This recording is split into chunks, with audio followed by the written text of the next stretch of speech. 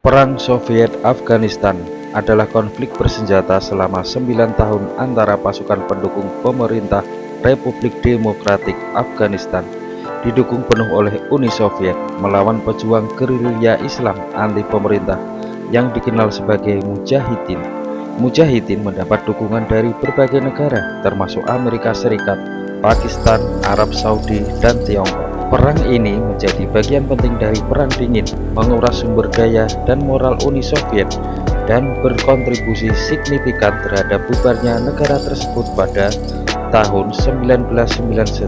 Latar belakang penyebab Perang Soviet-Afghanistan.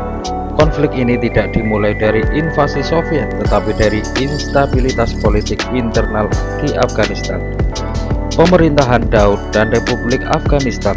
Pada tahun 1973, Muhammad Daud Khan melakukan kudeta terhadap Raja Zahir Shah dan mendirikan republik. Awalnya didukung Partai Demokratik Rakyat Afghanistan atau PDPA yang pro-Soviet. Daud kemudian mencoba menjauh dari pengaruh Moskow. Revolusi Saur pada April 1978.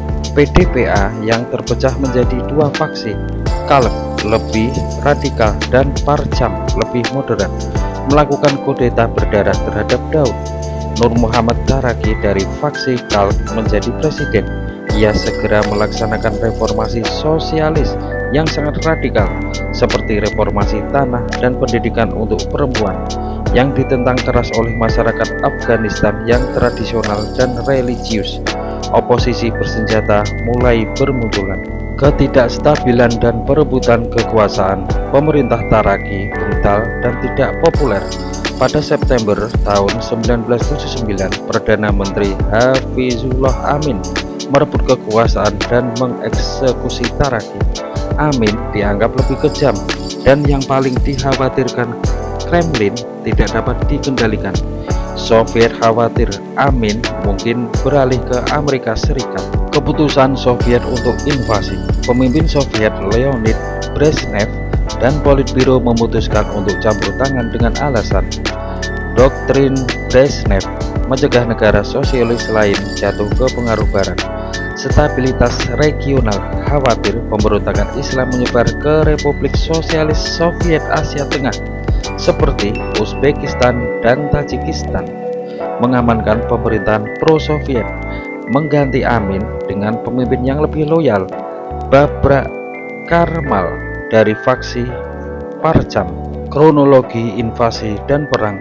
Pada 24–27 Desember 1979, Soviet memulai operasi Strop 333. Mereka mendaratkan pasukan di Kabul dan membunuh Hafizullah Amin di istananya.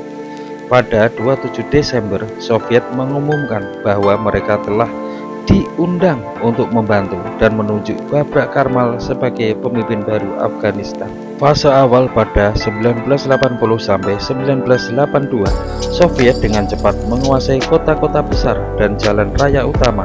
Namun mereka menghadapi perlawanan sengit dari Mujahidin di pedesaan dan pegunungan.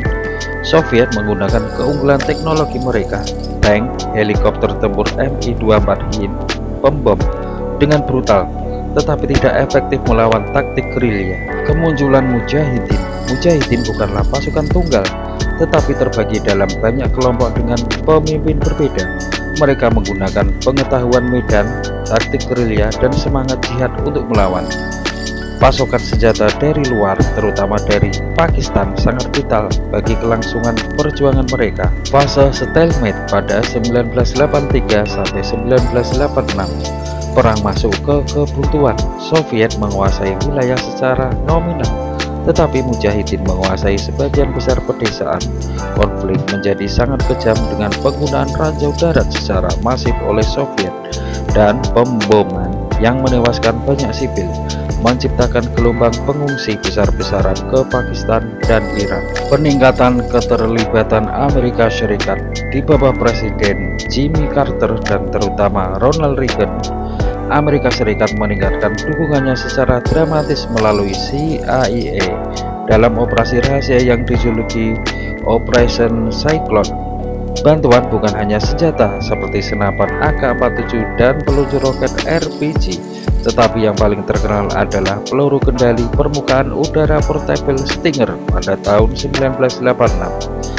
Stinger mengubah permainan dengan menembak puluhan helikopter dan pesawat Soviet, menurunkan moral dan keunggulan udara mereka. Kebijakan Glasnost dan penarikan diri pada 1987 sampai 1989.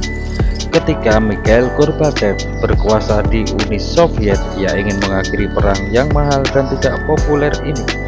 Kebijakan keterbukaan atau Glasnost memungkinkan kritik publik terhadap perang terdengar. Gorbachev menyebut Afghanistan sebagai luka yang berdarah. Pada tahun 1987, Soviet mengganti Karmal dengan Muhammad Najibullah untuk mencoba rekonsiliasi nasional. Pada 14 April 1988, perjanjian Jenewa ditandatangani, di mana Soviet dan Amerika Serikat setuju untuk tidak mencampuri Afghanistan dan Soviet akan menarik pasukannya. Pada 15 Mei 1988 sampai 15 Februari 1989, penarikan pasukan Soviet secara bertahap. Jenderal Soviet terakhir Boris Gromov menjadi orang terakhir yang menyeberang jembatan perbatasan dari Afghanistan ke Uzbekistan pada 15 Februari 1989. Dampak dan konsekuensi bagi Afghanistan: kehancuran total, 1-2 juta warga sipil tewas, jutaan lainnya menjadi pengungsi. Perang saudara berlanjut. Pemerintah Najibullah bertahan hingga 1992 sebelum akhirnya jatuh. Konflik antar faksi Mujahidin justru memuncak, menciptakan kekosongan kekuasaan. Lahirnya Taliban. Kekacauan pasca Soviet menjadi lahan subur bagi munculnya Taliban pada tahun 1994 yang akhirnya mengambil alih negara pada 1996. Dampak dan konsekuensi bagi Uni Soviet: korban dan biaya, sekitar 15.000 tentara Soviet tewas, puluhan ribu terluka. Perang menghabiskan dana yang sangat besar dan memperparah krisis ekonomi Soviet. Dampak moral: publik Soviet marah dengan perang yang dianggap tidak bermakna.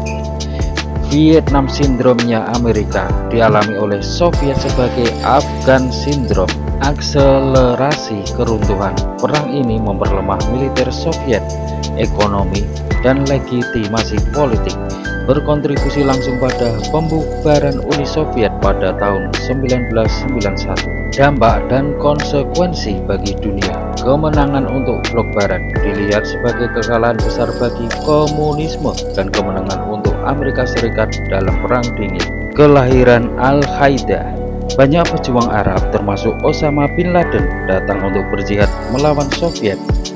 Pengalaman, jaringan, dan ideologi mereka di sini menjadi fondasi bagi organisasi teroris global seperti Al-Qaeda. Senjata yang disuplai Amerika Serikat justru kemudian berbalik digunakan melawan Amerika Serikat dan sekutunya.